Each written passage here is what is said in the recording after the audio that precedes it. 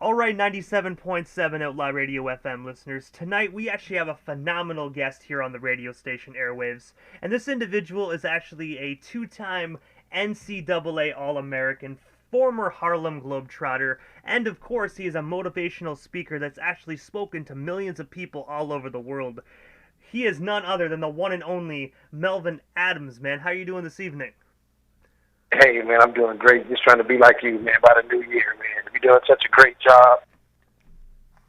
Hey, man, I gotta say, I definitely appreciate the love, man. I gotta say, I've been a fan of yours for a long time as well. I remember as a young boy watching you on TV when the Harlem Globetrotters used to be on TV all the time, man. So thank you for years of everlasting memories.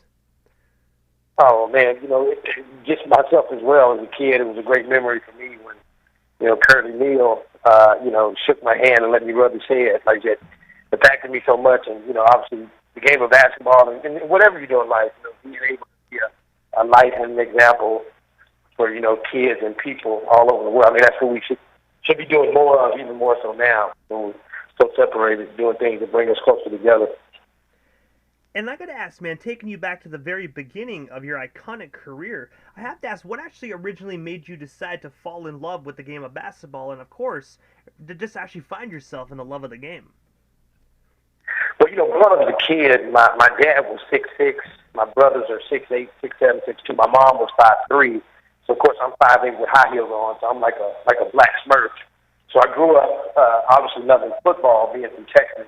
Football was my first love, but I was really good at it. But I wasn't good at basketball, and so I kind of went to what I wasn't good at, where I had to work. And I think it's kind of like life. I think so many people are so used to being comfortable. You got to start doing things that are going to make you uncomfortable. So I kind of went into basketball, and I remember, getting a scholarship to a junior college. And the college coach told me I was too little, told me I'd never play college basketball. If I did, they would call me windshield wiper because they would swat my shot all the time. And that kind of just motivated me, man, DJ. So I ended up going to college in California, out in L.A. The gas prices were so high, the Crips and Bloods were riding together. So go to California, and I ended up, becoming All-American, leading the nation in scoring. And because we won 2 national championships, and because of the publicity and being short and leading the nation in scoring, brought a lot of publicity, which then opened up the doors to obviously playing ball overseas, and then eventually on to the Harlem Globetrotters. And I got to ask as well, because that was actually my next question in my list, where you actually graduated from San Jose Christian College, man, where you actually became two-time NCAA All-American. I was wondering if you could tell us a bit more about your college basketball career, and of course, how did it feel to be a two-time All-American? Because a lot of players dream of becoming at least one time, but you actually had the opportunity of doing it twice. Well, I tell you, DJ, I was a kid that about hard work. I shot about 3,000 jump shots every day. I ran 3 miles almost every day. I dribbled the ball till the basketball became kind of one, like a yo-yo with my hand. And it was just endless hard work and dedication, and just always being told what you couldn't do. You're too little, you're not good enough, you don't have what it takes. I guess that was just kind of my drive, man, just to prove it, especially as I was playing. I knew that there were little kids out there that were maybe thinking they were too short, or maybe thought they weren't good enough, and just wanted to prove to them that, we belong. And not only do we belong, but we can overcome, and we can be even better. And so because of that, that was really my drive, man. And it really stemmed from my mom. I grew up with a mom that, no matter what I did, was never good enough. So as a kid, I thought, man, if I could just score more points, if I could make more money, my mom would love me. So that was really the drive. When you look at all the successes and, when you see that, it looked awesome. But really, it was a little kid who just wanted his mom to say she loved him. And that was my whole drive. And obviously, I got to live my dream. And my boys are, growing up in kind of the same footsteps. So it's kind of cool to watch. But also letting them know that I love them, not because they scored 20 points or if they scored 2, that my love doesn't change. That I love them just the way they are. And I also read as well that during your time in San Jose, before you actually got on the team, I actually read that they only won 5 games in 5 years, and it was your presence that actually transformed them into a winning championship material team. I was wondering, can you tell us about your contribution to that team that actually made them so successful? And I have to also, how did it feel to actually be the missing piece of their puzzle? Well, that's awesome that you asked that, because actually when I go speak to corporations, they really bring me in to teach. How can you teach? How can you create a winning culture? So when I went to the school, from being from Texas, coming to California, and every kid wants to go to California, I just began to watch the players. I began to see their strengths and then see their weaknesses, and then I just began to build them up. Just build them up, man, just being positive. Whether it be, hey, man, let's meet in the gym. I'll get the rebound for you, to just building up their confidence. And the cool part of that story is that we went 28-4, and we won the national championship. And so my those seniors for 4 years who all they know was losing, left out as champions. My junior year came, and we got a bunch of freshmen. And I knew they were freshmen because they smelled like Huggies Supreme and Similac. You know what I mean? But I tell people, one thing about life is that you can say whatever you want, but people are watching everything you do. So these freshmen saw me come to practice early. They saw me leave late. They saw me win every sprint. They saw my work ethic. My junior year, we were okay. Like we were, that year I led the nation in scoring, but we weren't really that good. We were about 4 games over 500. But my senior year, their sophomore year, we won 28-4, and we won the national championship again at a school that had won 5 games 5 years. But this is the cool part. When I graduated, the sophomores that became juniors won 2 national championships after I left. And my challenge is, what type of legacy will you leave, and what will people say about you long after you're gone? And that's what great leaders do. Great leaders make other people so good that when they leave, they don't remember the person who did it. They remember the one that the leader kind of trained and taught. So the cool part is that they ended up winning 2 now, and so it ended up becoming, that very school that I went to is now ranked in the top 10 in NAIA right now. And so, it all started from those years of no-name school to working hard, to building confidence in guys. So it's just kind of cool to watch and see.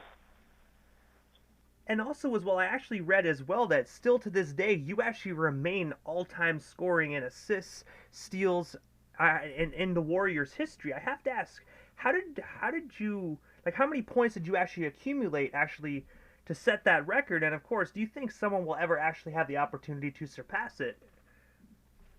Well, actually, I'm number 2 on scoring. Actually, the guy's name is Michael Allen. He ended up, we and him joke about this because I played for 3 years, he played for 4. So that record was held for just a guy being there for 3 years. But my sophomore year, the first year that I played, I averaged about 21. And of course, we played, we were 28-4, so we played 32 games, and I averaged 21. My junior year, I averaged 28, and we played, we played a little bit more games because everybody wanted to play us because we were like the national champions. I think we probably played about 38, 39 games. And I had a few. I had a couple of, 40, 50 games, 50-point games. And then my senior year, I averaged like 22, but I was really trying to teach Michael Allen, trying to let him shoot those game winners. And so it was kind of hard, man. And so, but it was like, again, it was just, at that time, and I was kind of in a zone. All the hard work had caught up. I just started to believe that I was just, all the hard work had just paid off, man. And I had a great coach and great teammates that, they gave me the ball and trusted me. And so that's what created the all-time leading assist, steals, and second in scoring. So it was great. And I gotta say as well, it's actually amazing that actually some of those records are still actually set by you. It just shows that your skill level of basketball back then is even still showing to today. Because I gotta say, I looked at some of your records, and I gotta say, I haven't seen point spreads like that in years. Well, thank you, man. I appreciate it, man. It was again, like I said, it just hard work. That's really the key, man. Just the hard work, and I even my son, my oldest son, he averaged about 25 his senior year, and he's playing ball in California now in Sacramento. And he's 6'1", and my youngest son is 6'4", which is crazy. He's a sophomore. So hopefully, just the work ethic, and you can kind of leave that legacy to your kids, and not just for the game of basketball, but for life. That if you work hard, you could be a success in whatever you put your mind to. And also, as well, during your college years, I actually read that you had the opportunity to play professional basketball. I have to ask, did you ever actually get a call from the NBA to join the draft or come try out for any of the NBA teams? So my junior year, when I led the nation in scoring, this is the funny story. When I went to the school, I told the coach I wanted him to work me as harder than he worked anybody, and that I was going to go to the NBA. And he kind of laughed. He said, nobody from the school has ever made it beyond college. And I said, well, I'm going to be the first. So that was my sophomore year. We win the national championship. My junior year coming, I lead the nation scoring. I remember the season was over, and I was walking through campus, and the coach had this look on his face. It was like he saw a ghost, and he had this envelope. And I go up to him because he called me, and it was actually a letter from David Stern. And I got invited to NBA Columbine my junior year. So I go to the Columbine. And to be honest, DJ, I was just, I went to a small school. I'm in here with guys from Duke and Kentucky and Kansas, and so I got nervous, man. And so I remember the guy that recruited me said, "What happened to the guy that led the nation in scoring?" So he was like, go back your senior year, work on this, work on that, and come back. So I ended up going to New Zealand. Then I went to play in Poland, then Argentina. And then I went to the CBA, and then I went to the Spurs for like a little 10-day contract for like a cup of tea. And then it was during that time that the Globetrotters came to the picture, and I ended up going on with them. So that's kind of how it all kind of went down. And I have to ask, well, when you had that 10-day contract actually with the San Antonio Spurs, I have to ask, what was it like actually just stepping on to an NBA court and actually just playing those 10 games? 'Cause I got to say, for an individual like you said that actually grew up playing ball, shooting so many free throws a day, working out and working so hard, how did it feel to actually get a taste of that? Because a lot of people work hard just like yourself, but never get the opportunity to experience the crowd and the NBA, like the NBA venue. Like, what was that 10-day contract like for you? Well, it was, if you have a dream as a kid, and whatever that dream is, whether it's basketball, baseball, DJing, a teacher, a doctor, and then you're actually living that. So it was literally like a dream come true. I mean, it was literally. I mean, I take for example when I first put on my uniform, this was with the Globetrotters, and I was looking in the mirror, and I just started crying. And there was a 6'9" guy on the left of me, and he was like, "Man, why are you crying?"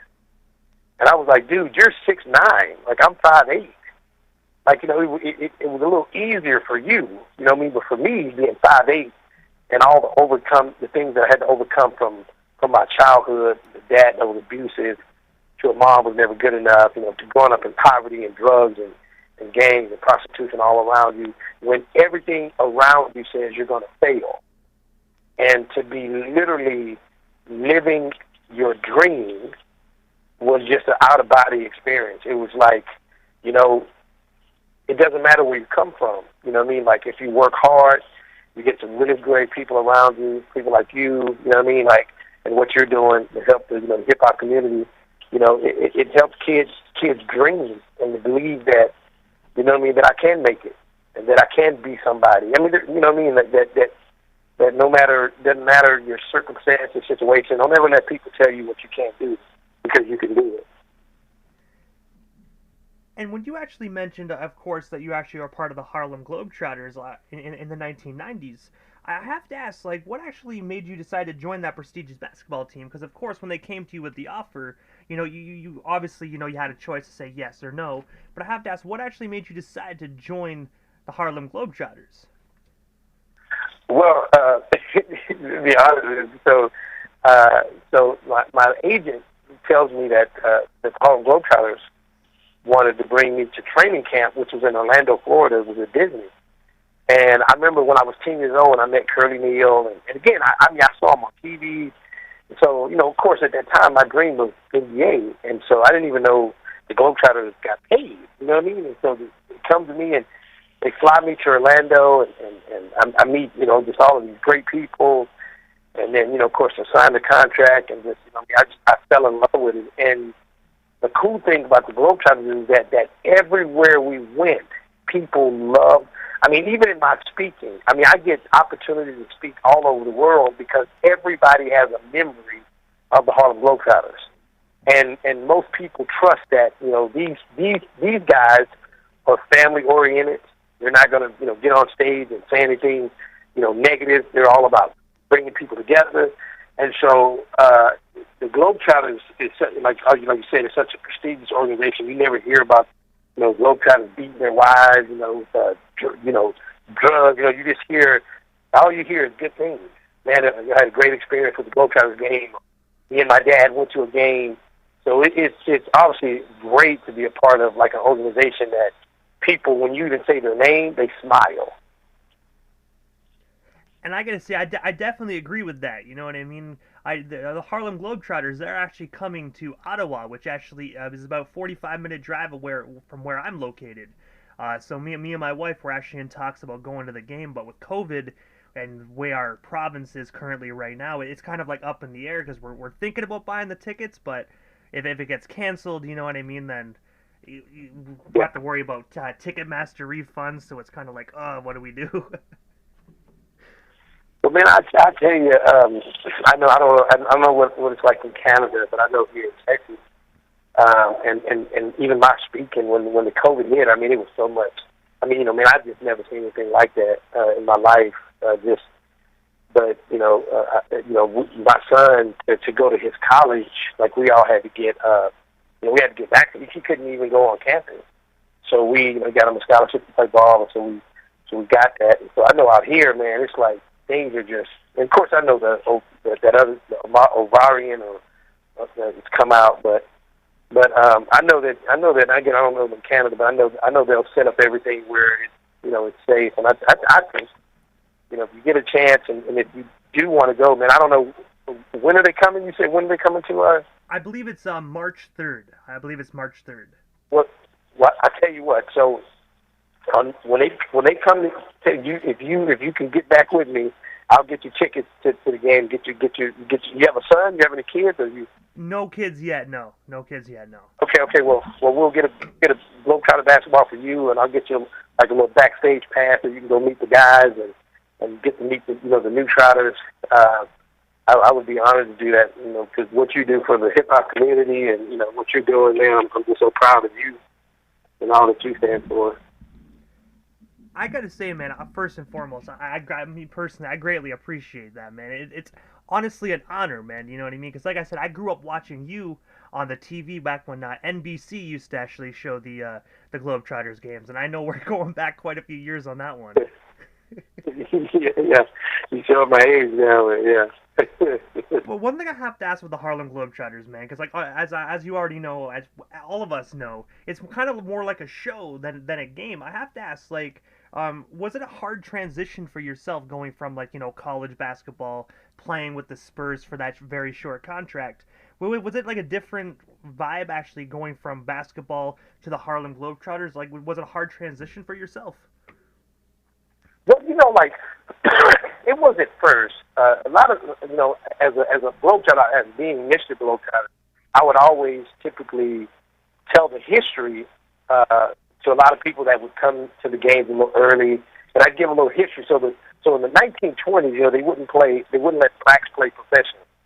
So a Jewish guy named Abe Saperstein from Hinckley, Illinois, and the reason they called him Harlem, because Harlem at that time was synonymous with black people, and he wanted everybody to know that it was a black team. So this Jewish guy named Abe Saperstein started the team. They started traveling all around Chicago, all around Illinois, and they were just beating people so bad that people started getting bored, so they just started kind of doing the tricks, which turned into the Globetrotters. And his dream was that they would go all over the world, but at that time they never even left Chicago. And of course now, you know, myself personally, I've gotten to go all around the world. But the Globetrotters, like you can't just be a trickster. You have to be all the guys that make the team were like All-Americans, or they were top guys in their team. Some of them even played in the NBA and, you know, came to the Globetrotters. You know, we had Wilt Chamberlain play for the Globetrotters, Magic Johnson played for the Globetrotters. So we've had a lot of guys from the Globetrotters go to the NBA, and a lot of NBA guys come play for the Globetrotters. So half of it is like a show, but the other half is serious basketball. So if you go to the game, you'll notice the first 5 minutes of each quarter is serious basketball. Like there's no jokes, no fun, because they wanted to show people, like, you know, we can play. And then once we get about a 6 or 8 point lead, they go into what we call the show, the entertainment. But we typically don't go into the show until we get the lead, because we don't want the fans to think, oh, they would have got beaten if they would have just, you know, if they wouldn't have done those tricks. So it's half the first, second, and third quarter are half real game basketball, and then the other half is the show, and then the fourth quarter is typically probably like all show, all entertainment, showtime, stuff like that. And I have to ask as well, before we move off the topic of the Globetrotters, what was one of your most fondest memories you shared actually being on that team? Because I know your tenure with that team was quite a while, and you must have been to a lot of different countries, met a lot of cool people along the way. So I have to ask, what was one of your most fondest memories that you actually still carry on with you to today when you think back about the Harlem Globetrotters? One of my most fondest memories was there was a kid, I think it was Minnesota, and he was like dying, and one of his wishes was to get a basketball from a Globetrotter spent on his finger. And I was the guy that did that. I was the guy that did the water and throw the water and the confetti, and I was a dribbler. And so I remember, they pulled this kid out. I mean, I see the kid. They told us before. So I picked the kid out and I kind of rolled him out on the court while we're like mid-game, like we're playing a game. And the ref comes up and he's like, "Hey man, what are you doing?" I was like, this is my buddy. He's a Globetrotter. And they said, "Well, we got to make it official." So we give him this Globetrotter shirt, put it on him, and then I get to spin the ball on his finger.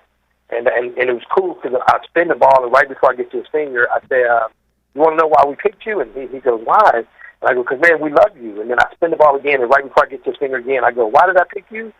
And he goes, "Because you love me?" And we're like, yeah. And so I spin the ball, and right before I put on his finger, I said, "Do you love us?" And he's like, he just lights up, man. He's got more teeth than the dentist.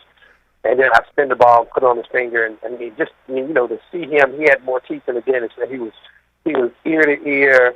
And that's what I mean about the Globetrotters. Like, they're more than just a basketball team, but they're actually ambassadors to the world.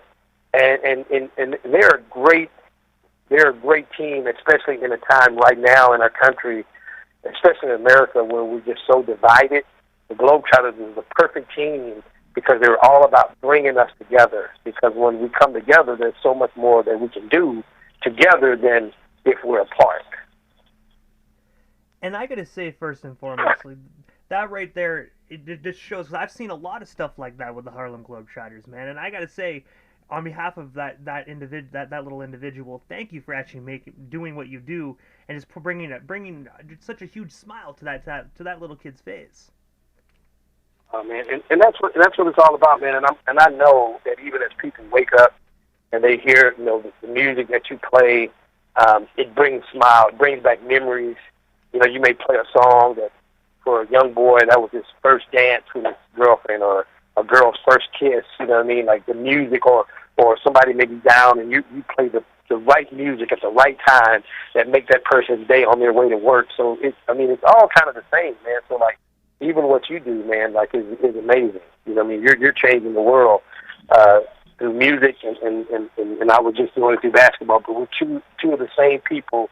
We're magicians with what we do, and we bring a smile to people. So like, again, as a father now, I want to tell you, I'm proud of you for what you're doing, man. And so I'm just proud of you for what you're doing. Keep up with your work.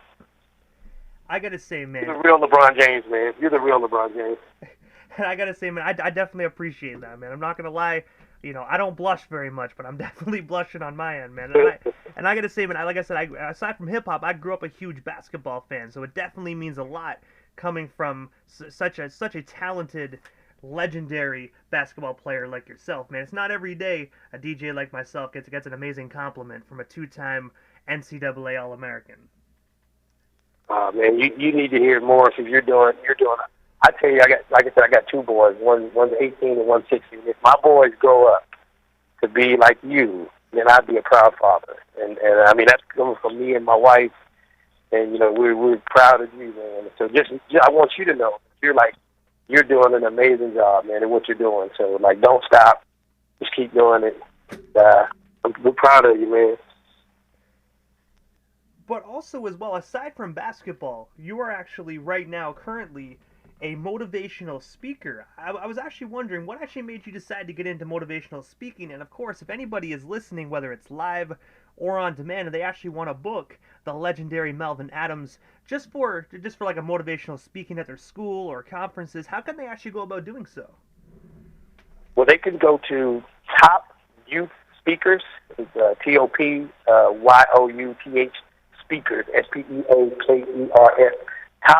topyouthspeakers.com. Well, I'll tell you, to describe that, I'll tell you a story. I was at a school, and I you know, the kids parents were bringing the kids, it was kindergarten through 7th grade, and you know, the parents drive up and they drop their kids off, whatever. So I'm getting up, I don't even know the kids, and I get up there and I'm opening up the door for the kids, and I give kids celebrity names to build self-esteem. And I'm like, hey, Dora the Explorer, and the little kid lights up, and so I go into the secretary, the principal secretary, and she just had a really bad attitude. I mean, man, just like Medea. I mean, she was like really bad attitude. And so I asked the lady, she told me I was a little over the top and that I needed to calm down, right? So I waited till the bell rang, and so I go up to her, and I'm like, why don't you come here and speak to the kids? And again, she had a really bad attitude. She's like, if I have time, you know. So I go speak to these kids, and I do a lot of comedy and mixed in with Globetrotter tricks, and of course my story of overcoming. And at the end of the story, this Hispanic girl, she was real skinny, man. She could hula hoop through a Cheerio, hang glide with a burrito, and she was just bawling, man. She was, bawling, crying. And she comes up and she just hugged me, and she gives me a note. And she said, when you read the note, just know that you changed the note today. So she's walking away, and me and the principal and that secretary, a crazy one, we're walking through the school, and the principal says, hey, before you go catch your flight, why don't we go in my office and read the note? And the note says, my dad left me 2 years ago. I wear big clothes because I cut myself. My mom goes out every weekend and gets drunk, and many of the men that she brings back have molested me. So tonight I'm going to take some pills. I'm going to end my life because my life sucks. But she said, when you read the note, know that you changed the note. And I can tell you, DJ, like even as a speaker, like in all of my comedy and all of that stuff, that's the very reason why I do what I do, because there are people, you know, listening on the air. There are people that are driving to work and they listen to the radio. Man, they're discouraged, you know, but especially with COVID. I mean, people have lost jobs, the economy. People are losing hope. And so people more now than ever need someone to just say, you know what, man, you matter. You know you're loved. You know that you're valuable, that you make the world a better place. And it's so simple, but yet in our world it's so hard. Like, we don't even know how to love, how to just encourage people. So that's the reason that motivates me to speak and inspire not just kids in public schools, but also corporations, is that people need to know that they matter. People need to know that, you know, like, the world's a better place because you woke up, and it's going to be a better day tomorrow because you're going to wake up again. But don't stop doing what you're doing, man. And I got to say as well, you know, that's one thing I personally always enjoyed about motivational speakings when I was in high school, because you never know what the individual that is speaking about has went through, and you know, everyone's story can help at least some person all over the world. The only thing you have to do is tell the story. So I got to say, you definitely changed and inspired and helped many more lives, even the ones that didn't tell you. Yes, it's so true, man. You know, you just have no idea, man. We walk through life every day not knowing what people are going through, like how are they feeling, and we can just kind of get caught up in our own world, man, and you know, think that it's just about us, and we miss out on just letting somebody know that they matter and that they're loved. Man, you just be amazed, man. It's a simple Just let them know you see them. I see you. I appreciate you. Goes a long way. Man. Goes a long way. And I got to ask Melvin as well, like, what is next for you? Do you actually have currently any motivational speakings coming up, any appearances, and anything else you want to talk about or promote? Well, we still got you here on the radio station airwaves this evening. Yeah, I'm kind of home for this year, but next year, on the 16th or the 17th, I'll be speaking to some schools up there, and then I'll be in California, in Sacramento, speaking actually at my son's college, and then the 21st, I'm speaking at a kind of like a boys and girls club. So all my speaking I'll be backing us going in January. And if you're listening, you're a school or corporation, man, you could go to Top Youth Speakers, and I'd love to come out and motivate your kids, your staff, whatever it may be, and it'd be good to be back in Canada, man. I've been in Canada since COVID, but that'd be awesome. And I got to say, once the borders open back up, I really do hope that you can actually slide down to Canada for a motivational speaking, because I'll definitely buy tickets to hear more of your story and, of course, to hear you speak. Man, and listen to you again. Just hit me back up on Instagram like you do. Probably in February, because I'm old, man. I'll forget. But if you hit me in February and say, "Hey, man, don't forget my tickets," and then I'll make sure I get that for you over there in Ottawa, and you can get to enjoy the Globetrotters game, man, and get to meet the guys. Well, they have girls now, so they have like one girl on each team. So that's kind of different. They didn't have that when I was playing, but.